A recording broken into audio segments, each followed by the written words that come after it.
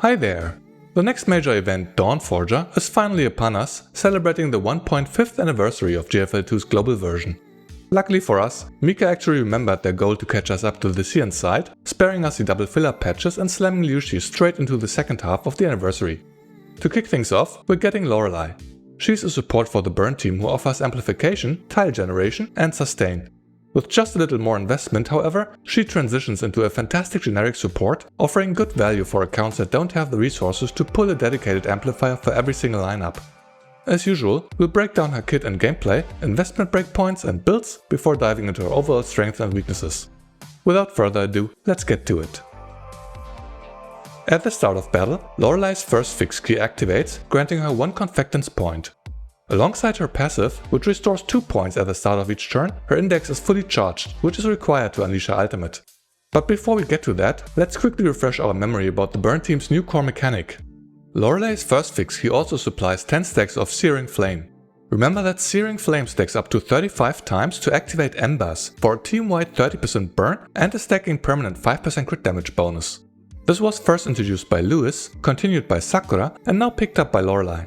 At lower investment, Searing Flame accumulates so slowly that individually, none of the characters are able to contribute much of the stacking crit damage buff. With Loreley joining the squad, the Searing Flame generation of the team gets a decent boost and ensures the uptime of Embers plus a few more stacks of the crit damage bonus. When it is her turn, Loreley starts the battle by using her ultimate, which consumes her entire confectance index. It lets you select a location around which Loreley will deal 90% of her attack as burn damage in a 3-tile AoE and create incineration tiles. Additionally, the skill will summon her drone Ranger Mark II to the target location. Upon summoning the drone, 8 stacks of Searing Flame are gained and everyone on the team receives the buff Burning Tide for 3 turns, raising their attack by 6% or twice that at V6. Here you can see the star-shaped drone emerge. And here it hovers above ground at the chosen location. Ranger Mark II is like Springfield's Terrace, meaning it is not an independent entity and cannot be targeted by the enemy. After the ultimate concludes, both Loreley and the nearest ally receive joint immortality for 1 round, here translated as symbiotic butterfly dance. This essentially makes the ally immune to fatal damage, so long as Loreley is alive. If Loreley is at least V1, this will not just negate the damage, but also heal 25% of the ally's max HP, dispel all debuffs, restore some stability, and provide a 60% damage reduction for 1 turn. While this type of defensive buff is of little concern in Gunsmoke, it will become relevant for the upcoming tower mode, where enemies on higher floors may end up one-shotting your dolls. Then, Loreley gains extra command. Once per turn, this is granted by a passive when her drone is present, which is always the case so long as you start the battle with her ultimate. After her V2, this is changed to extra action rather than command. We'll explore why this distinction matters in a moment. Now, Loreley proceeds with her S1. At baseline, the skill deals 130% of her attack as single target burn damage. However, if Embers is active, the S1's multiplier is doubled for a whopping 260% of her attack. After Loreley's attack and QJ's assist conclude, Ranger Mark II also initiates a follow-up attack. This occurs when Loreley ends her turn, dealing 40% of her attack as AoE burn damage. Additionally, this cleanses 1 debuff from everyone on the team, grants 3 stacks of Searing Flame, and every enemy within 5 tiles of the drone receives 15% burn vulnerability. With that, the team is at 27 stacks of Searing Flame. 6 were contributed by Lewis's volley fires, and the remaining 21 came from Loreley. 10 via her fix key, 8 from summoning the drone, and 3 from the drone's attack. Now that you're familiar with the drone's attack, it's a good time to briefly address parts of Loreley's first 2 upgrades. In this showcase, Loreley is V2 and we're again in the first round. As she uses her ultimate, you see the damage from the skill itself, which then is immediately followed by the attack from the just summoned drone. This is due to her V1, which makes Ranger Mark II launch its attack after Loreley uses an active skill. In this case, Loreley uses her ultimate to summon the drone, which then triggers this new effect. Then, her V2 changes the extra command to extra action, making the drone follow up with its attack again. This isn't the case with extra command, because that technically just extends Loreley's turn. Now, like Torolo, she essentially has 2 independent turns per round. In other words, due to her V1 and V2, the drone will attack a total of 4 times per round, rather than just once at V0. Aside from generating more Scorch Mark stacks for Chiwa, you're looking at 12 Searing Flame stacks versus just 3. But back to the previous showcase. On the boss's turn, we can see another part of Loreley's passive. Here, as the boss makes its first attack against Lewis, she receives Flawless Blaze. This essentially functions like a shield that negates 1 instance of damage. Loreley applies this up to 3 times per round at V0 before an ally takes damage. As you can see, this completely negated the attack, after which the buff is consumed. Against opponents who don't do more than 3 single target attacks, she makes the team completely invulnerable. For the final attack this round, you can see that the team starts to take damage again. At V2, she can block up to 5 attacks via her passive, which would have been just enough against this boss. Again, survivability is more of a concern outside of Gunsmoke and high pressure content. From round 2 to round 4, Loreley is slowly building up her Confectance Index 2 points at a time. It takes her 3 rounds to cycle her ultimate. Her S1 has 1 turn downtime, leaving her with her S2 and a basic attack for this round. Before the attack, we're currently at 30 stacks of Searing Flame. Her S2 deals 120% of her attack in a 4-tile AoE as burn damage. Normally, the damage is split evenly amongst all targets in the skill's range, but like her S1, the skill is upgraded if Embers is active. Then, every target receives the full impact, and the skill also creates incineration tiles in the area of effect. In this setup, with just a V0 Loreley and V0 Lewis and no Sakura, Embers is not yet active though. As his skill hits, Lewis's Volifier increases Searing Flame to 33 stacks. Then, as before, Loreley's passive grants her extra command because her drone is present. Since her skills are both on a 1-turn cooldown, she concludes her turn with a basic attack. With her V2 upgrade, which changes extra command to extra action, she'd be cycling her skills cooldowns so that she wouldn't have to resort to a basic attack ever. Be that as it may, once she ends her turn, Ranger Mark II follows up with its attack, thereby generating the final Searing Flame stacks for the first activation of Embers. You can see everyone on the team receiving an upgraded version of the buff, now called Glowing Embers. This upgrade is due to Loreley, who passively adds more benefits to Embers.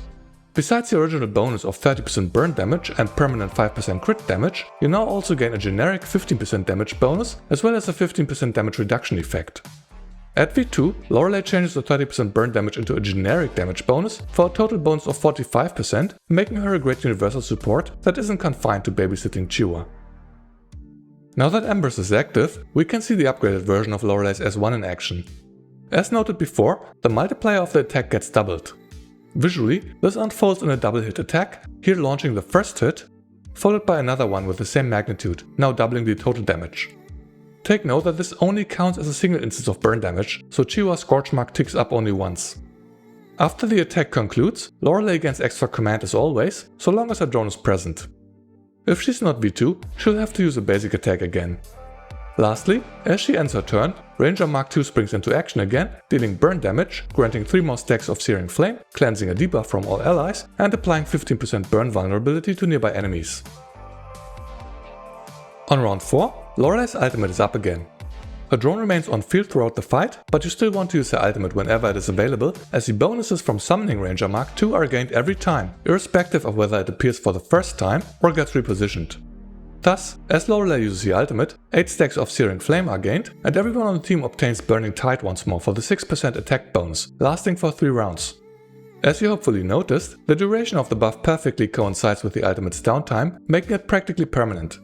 You need to ensure though that Loreley acts early in the turn to apply the buff whenever her ultimate is up. After the ultimate concludes, it's time to follow up with whatever skill is available, which hopefully is upgraded via Glowing Embers. Whether the buff is active at this point depends on your specific lineup. At V0, Loreley generates a total of 55 Searing Flame stacks over the course of a 7-turn battle. 11 on turns with her ultimate and 3 without, plus of course the bonus 10 stacks at the start of battle via her fixed key. Her ability to generate Searing Flame improves with her investment, which in turn increases the uptime of Glowing Embers and of course helps stack the crit damage bonus. Here's an overview of the total number of Searing Flame stacks that she generates on her own per investment breakpoint and the average crit damage bonuses equates to. At V0, with a total of 55 stacks, you're only looking at about 3% crit damage on average, because it takes her until round 4 to activate Embers. At V1, she generates quite a bit more flame stacks due to her drone following up after each of her attacks, yielding a 7-turn total of 97 stacks for an average bonus of roughly 6%. At V2, this goes up a little further due to the extra action for a total of 118 stacks or an average of 8% crit damage. As you can see, the crit damage bonus is not massive either way, but it increases towards the end of the battle, which is favorable when it comes to Gunsmoke, but too slow for shorter battles. With Lewis and Sakura on the team, the stacking gets more effective, making Embers a more relevant mechanic for the team. At full investment, Loreley also passively boosts the Searing Flame generation of the others, enabling the 3 new burn members to achieve an average crit damage boost of up to 30%. As for Loreley's rotation, it can look a little confusing, because there's no repeating pattern within the first 6 rounds. Rather than memorizing this complicated rotation, it's much easier to simply keep her skill priority in mind. Essentially, you always use her ultimate when available. Otherwise, you go in the order of S1 over S2 over a basic attack. From the written out rotation, you'll notice that her ultimate is used on round 1, 4 and 7, followed by one of her skills. Since the S1 and S2 both have a 1 turn cooldown, you're filling out the remaining actions with a basic attack to bridge the downtime. At V2 and above, the extra command changes to extra action, which advances the cooldowns of her skills. The ultimate is still used on round 1, 4 and 7, but her basic attack is no longer necessary. Outside of the turns on which she uses her ultimate, she simply alternates between her 2 skills, though their order switches around every time the ultimate is up. Of course, these rotations assume that your goal is simply to maximize single target damage. With Glowing Embers active, the S2 can create incineration tiles and offers decent AoE coverage. Depending on the setup and stage you're tackling, this may become more valuable than raw damage. Moving on to Loreley's investment breakpoints. As is common for support characters, Loreley's personal damage is mostly an afterthought at lower investment. At V0, she is largely tied to the burn team, offering an average of 2.5 instances of burn damage for Chiyo's Scorch Mark, more Searing Flame stacks for the team, up to 37% bonus damage, and a practically permanent 6% attack bonus. With her ability to sustain the team and her utility as a tile generator, she's overall a decent addition to the burn roster and functionally doesn't require more investment if that's your intended lineup. If you're willing to go a little further, her V1 and V2 both offer good value. As you're aware by now, her V1 makes her drone do its follow-up attack after each of Loreley's active attacks. This is great for Chiyo, as that increases Loreley's instances of burn damage per round from 2.5 to 4.5. It also provides 6 more stacks of Searing Flame per round, almost doubling the total number of stacks over the course of a 7-turn battle. For the burn team specifically, the V1 is a reasonable stopping point, though it doesn't impact your team building options. To make Loreley a generic support not tied to the burn team, you'd need to grab her V2 as well. Most importantly, this modifies Glowing Embers' burn damage bonus, replacing it with a generic damage boost. Then, it changes her extra command into an extra action, improving her rotation so that she no longer needs to bridge any gaps with her basic attacks. This amounts to 6 instances of burn damage for Chiyo, but more broadly Loreley provides 45% bonus damage, 6% attack, and on average 8% crit damage for any team she joins. Note though that if she is the only member on the team to generate Searing Flame, Embers will have a downtime on turn 1 and 6. Regardless, the generic amplification and her ability to generate burn tiles, which is highly relevant once the tile fusion system is introduced, makes her a solid choice for virtually any lineup. Her remaining upgrades are largely in service of her personal damage. Her V3 adds a few more Searing Flame stacks when a drone gets summoned, but the only other notable investment point would be her V6, which significantly boosts her attack depending on the number of burn allies, but also doubles the team-wide attack bonus from the drone's burning tide buff. Overall, her damage at this point is decent and comparable to older supports like Springfield or Yowie, but lower than Busty or the upcoming Sextons. Going all the way is not really recommended, unless you're a big spender with a decked out burn lineup. Next, Loreley's signature weapon provides a minor 5% burn damage bonus for the team, plus 20% up to 45% personal burn damage while Embers is active. The only reason to consider the weapon is the attack up 2 buff, which is applied to allies upon gaining burn buffs. The condition to receive the 15% attack bonus is easily satisfied simply by having Loreley on the team, but most lineups have a reliable source of the buff nowadays. Notably, if you have a V2 Vector, the weapon is completely redundant on the burn team. If you're not trying to make her a generic support by pushing her to V2, her weapon is a safe skip then. If your Vector is only V1, you might still choose to get that extra copy for Vector rather than investing in Loreley's weapon, though that really depends on which other lineups you're considering her on. As an alternative, the standard banner weapon Samosek is completely fine and offers comparable personal damage due to its crit damage attribute. Since the weapon is freely accessible, there's little reason to consider other options. For her attachments, I recommend Phase Strike or Close Assault for their efficiency. Loreley's preferred stats are attack and crit, though at lower investment you don't need to sweat her stats too much, as she's not contributing a lot to the team's total output. Continuing with her fixed keys. As you've seen, Loreley's first key is mandatory, since it provides a bonus confectance point at the start of battle so that she can immediately use her ultimate. Additionally, it also applies 10 stacks of Searing Flame for an earlier activation of Embers. Then, her third key is also pretty much non-negotiable on the burn lineup, providing a permanent 7% burn damage boost for allies. You could swap the key out when using her as a generic support at V2 on non-burn teams, but her other options are more situational. Her second key can be used for more overburn applications, and her fourth key is useful when you need buff removal. Her final two keys are perhaps only relevant on very specific mobbing stages. Note that Loreley's common key grants a 10% critical rate bonus to the wearer. This is useless on most characters, but it's great for Chiwa, whose V2 converts excess crit rate into an equal amount of crit damage. Assuming your Chiwa is at least V2, make sure to slap the key on her. In summary, Loreley is a strong addition to the burn roster, who turns into a fantastic universal support with a bit of extra investment. At baseline, her amplification largely stems from speeding up the accumulation of Searing Flame to activate Embers. In unison with Lewis and Sakura, she achieves decent uptime on the buff, providing a 30% bonus to burn damage, a 15% generic damage boost via her upgrade to Glowing Embers, plus a bit of bonus crit damage. Additionally, she provides 15% burn vulnerability and 7% burn damage via her fixed key, plus a permanent 6% attack bonus. Aside from these solid buffs, she also provides an excellent common key for Chiwa, who can convert overflowing crit rate into crit damage. That being said, without Lewis and / or Sakura, Loreley's ability to activate Embers is still limited at V0. With a total of 55 Searing Flame stacks on her own, you're only looking at a single activation of Glowing Embers, covering just rounds 4 and 5 of the battle.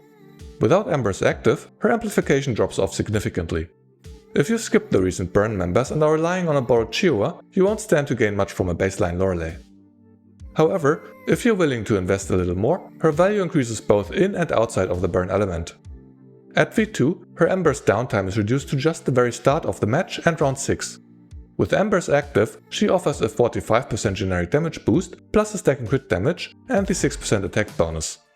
She also triggers significantly more burn attacks to feature a Scorch Mark, 6 per turn. One oddity in her passive is a flat 10% damage bonus for all sniper rifle users. It doesn't quite fit in her current kit, but it suggests Mika might be laying the groundwork for a dedicated sniper archetype down the road.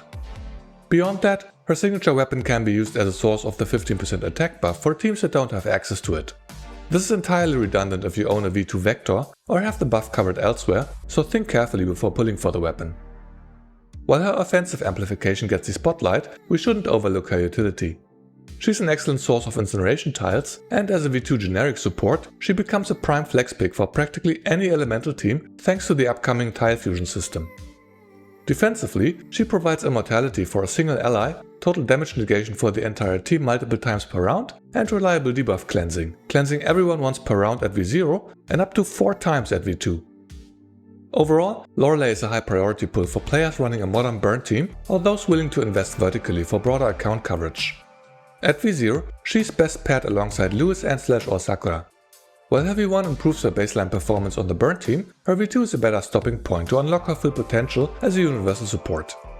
While dedicated elemental supports will likely outperform her on their specific teams, investing in a V2 Loreley gives you the freedom to skip niche banners in the future. Going all the way to V6 is not recommended, as there are much more impactful characters on the horizon. That brings us to the end of this video. Honestly, I'm glad we're getting a double patch this time around. I was starting to worry Mika had given up on the idea of catching us up to the CN server. As a content creator, covering 6-month-old hand-me-downs can feel a bit deflating at times, though I do appreciate that the foresight is incredibly useful for the free-to-play pull economy. Leave a comment below if you want to share your thoughts on the accelerated schedule. In any case, I hope this guide helped you better understand Loreley's kit and the value she offers for your account. As always, let me know your pulling plans and how far you intend to invest in her. Thank you so much for watching. See you next time.